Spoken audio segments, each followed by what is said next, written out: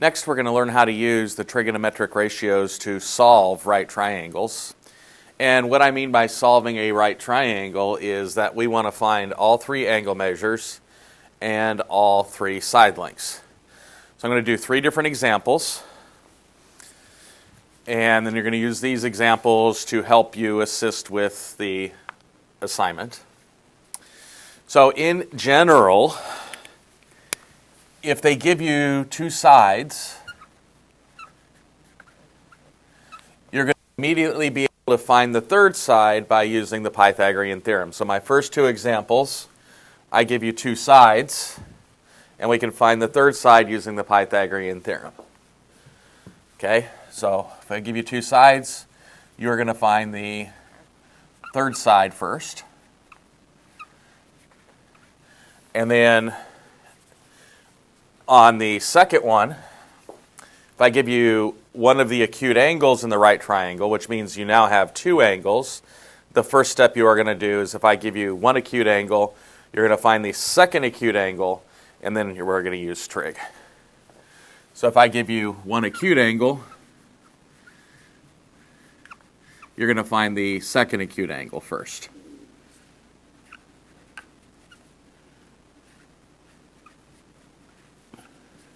And then after one of those two steps, we are going to use trig. And I cannot tell you which trig function you're going to use. The trig function you're going to use is based off of which acute angle that you circle as your angle of interest and what pieces of information you're given and what you need to find.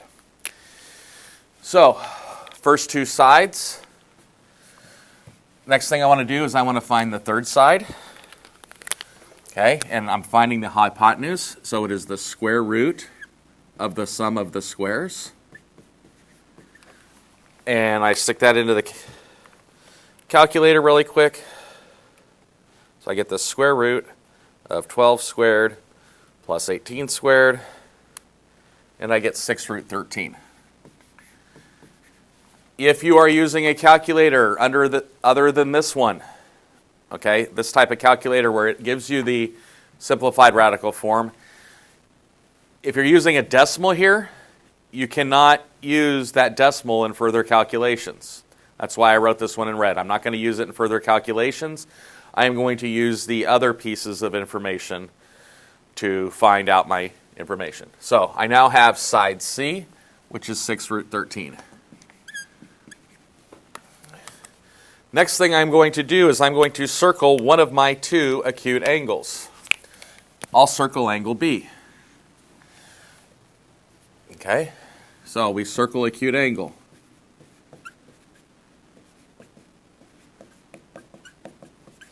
From our previous lesson, our next step is to label the sides.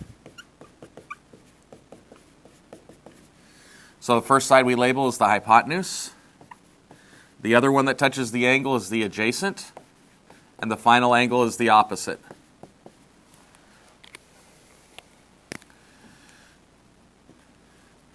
Figure out, we're going to set up a trig equation, and then we're going to solve it.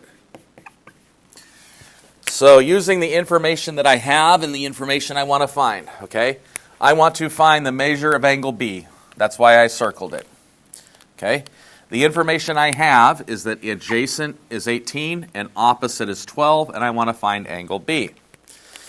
So my trig equation that I'm going to write is that which trig function has opposite and adjacent in it? That's tangent. So what I'm going to do is I'm going to write that the tangent of B is equal to the opposite over adjacent, 12 over 18. I don't want the tangent of B, I just want angle B. So we're going to take the inverse tangent of both sides, and the way you do the inverse tangent on your calculator is you hit the second button. I'll come closer. You hit the second button, and then the tangent key, and you'll see where it says tangent -1 up there. That means inverse tangent. So I'm going to take the inverse tangent of both sides.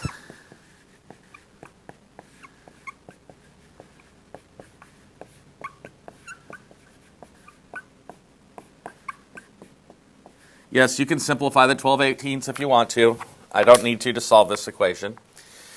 Two inverse functions performed consecutively will cancel each other out. So that leaves me with the measure of angle B on the left-hand side. And now I'm going to use the calculator and hit inverse tangent of 12/18. And it tells me 33.69 degrees. Okay, one thing I want to warn you about is notice how I erased the equal sign and put approximately equal to. That's because we are rounding it. So do not put an equal sign unless you're giving me an exact answer. Like that one's an exact answer. This one is not an exact answer. Okay, and now we're going to find our last piece. Okay, our last piece is going to be found using known information. Well, I know that if this is 33.69, these two have to add up to 90. So I'm going to go 90 minus 33.69, and I get 56.31 degrees. So again, find the easy piece of information first. Use trig to find one of your angles or one of your sides, which we're going to see in the last bit. And that the biggest thing is that when I have that the tangent of an angle is equal to a number, or the sine of an angle is equal to a number, or cosine of an angle is equal to a number, then I'll take that inverse trig function so that these two will cancel out, take that same inverse trig function to the other side, and that will turn it into the measurement of an angle. Our second example.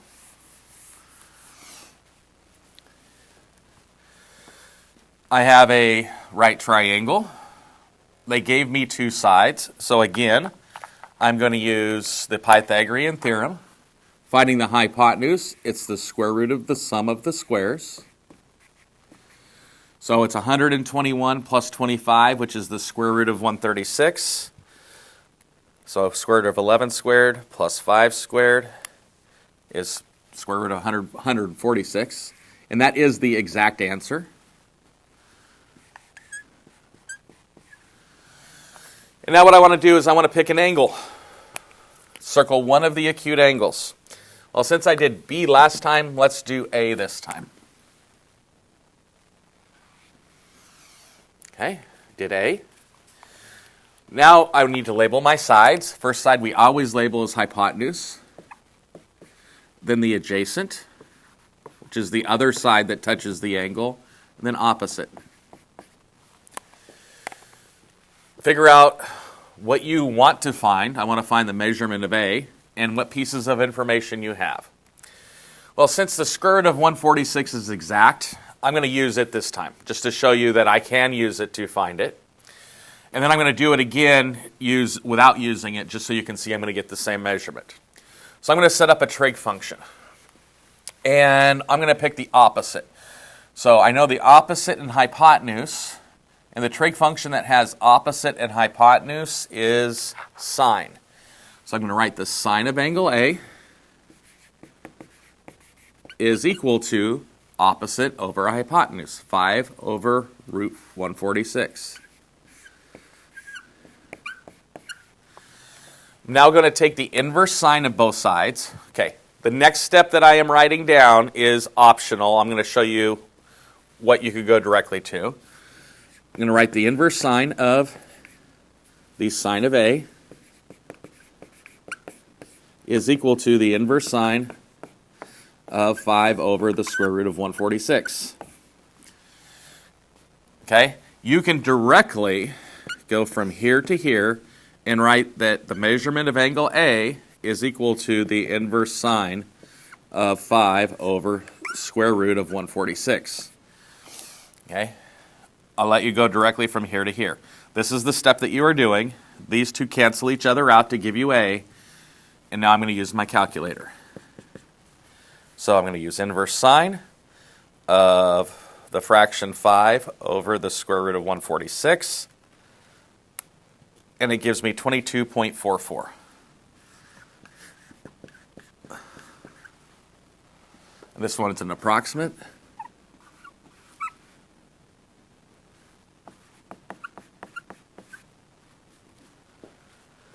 Let me go back to this first problem right here. I may have mislabeled these. So I did the inverse tangent of 12/18.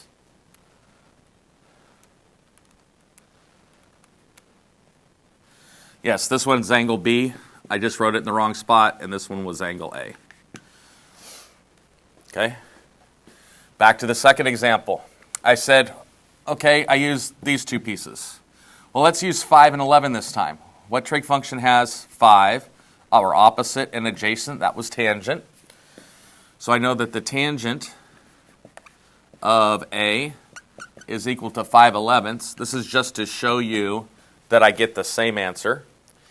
I'm going to take the inverse tangent of both sides. So A is the inverse tangent of 5/11. Put inverse tangent of 5/11 into the calculator. And again, I get 22.44 degrees. So this is just showing you that as long as I'm using exact values, I'm going to get the same value here. Other side I know here, C is 90 degrees. And to figure out what the angle B is, I'm going to take 90 minus whatever angle A is. And I get 67.56 degrees. And again, notice how I use an approximate sign. So for our final example, I did not give you two sides of a triangle. I gave you one side and one of the acute angles. If I give you one side and one of the acute angles, you're now going to find the second acute angle first.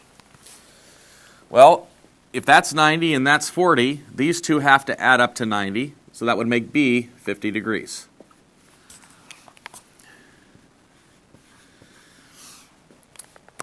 Now what I'm going to do is I'm going to do a trig equation. I'm going to circle one of my acute angles. I'll circle angle A. I will label my sides. Side opposite the right angle, it is the hypotenuse. The other side that touches my circled angle is adjacent. And my final side is going to be opposite. Okay. Now what I'm going to do is set up a trig function using the information I know and the information I don't know. I can only have one unknown. Notice adjacent and opposite are both unknown right now.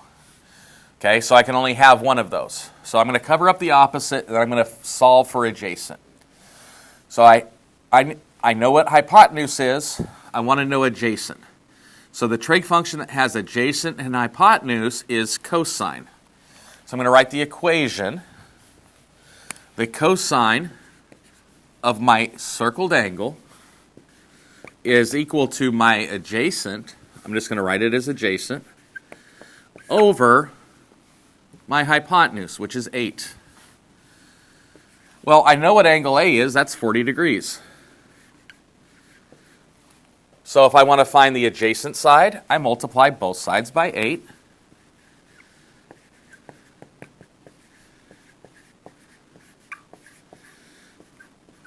Stick that into the calculator. And I get approximately 6.13.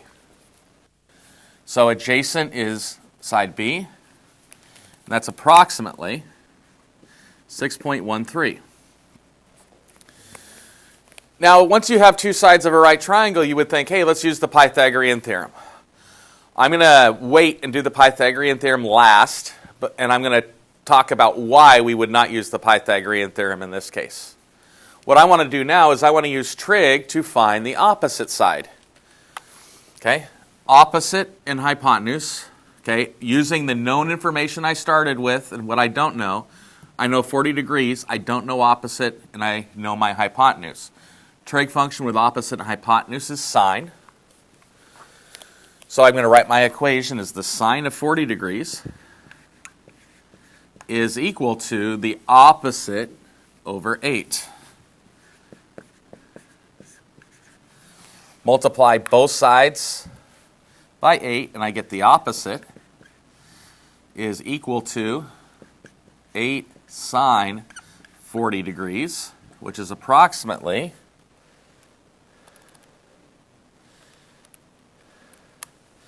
5.14.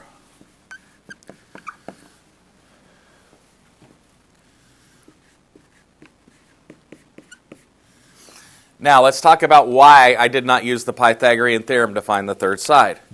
The reason why is this is a rounded number, and I may introduce errors, so your answers may not match when you're doing the rounding. So let's figure out what, if I knew what B was, let's figure out A. A is opposite. So if I want to find a leg in a right triangle, it's the square root of the hypotenuse squared minus the other leg squared. If I stick that in my calculator, square root of 8 squared minus 6.13 squared, in this case, I'm going to write it out, 5.14034.045.6. I'm going to redo this one, and I'm going to write out what I got here. So the 8 sine 40 is approximately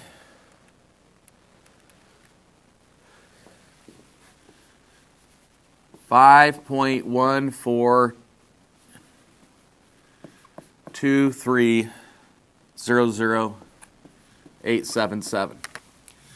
So you notice in the first two digits, I have the same first two digits. They still round to the same first two digits. But there may be a case, depending upon what your angle measurements are and what your side lengths are, that when you're rounding to the first two digits, which I'm going to have you do on approximate answers, you may not end up with the same second digit. Okay? So anytime it's possible to use exact information, so here I used the 8 and the 40 degrees, the sine of 40 degrees to come up with that information. Here, because I actually used the square root of 146, which was exact, I was able to use the sine function here to find the inverse sine function here to find the measure of angle A. Anytime you're using exact information, that would be the way to go. Okay? I told you before on problem 2, if you had a decimal in here, you did not want to use the inverse sine. You would have had to use the inverse tangent function to find the measurement of angle A. So be careful. You don't want to have that last digit off and not be able to get full credit on a question. So that's it for section 7.7, solving right triangles. Same basic steps. Find the easy piece of information first. Then you're going to use trig to solve to find the next piece of information. And you're either going to use a second trig function, like in this case, to find the last side, or you're going to use the fact that the sum of the two acute angles in a triangle add up to 90 degrees to find the last angle.